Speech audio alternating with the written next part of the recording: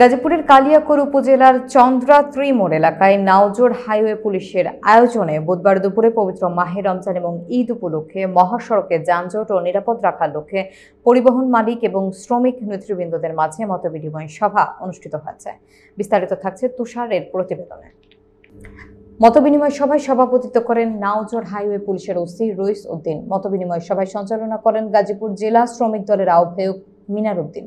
মতবিনিময় সভায় মুখ্য আলোচক হিসেবে বক্তব্য রাখেন বাংলাদেশ সড়ক পরিবহন শ্রমিক ফেডারেশনের কেন্দ্রীয় কমিটির সাধারণ সম্পাদক এবং গাজীপুর ১ আসনের দলীয় মনোনয়ন প্রত্যাশী মোহাম্মদ হুমায়ুন কবির খান।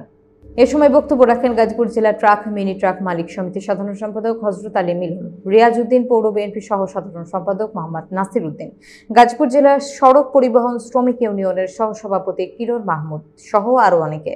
নাওজোর হাইওয়ে থানার অন্যান্য কর্মকর্তাবৃন্দ, পরিবহন মালিক ও শ্রমিক সংগঠনের নেতৃবৃন্দ উপস্থিত ছিলেন।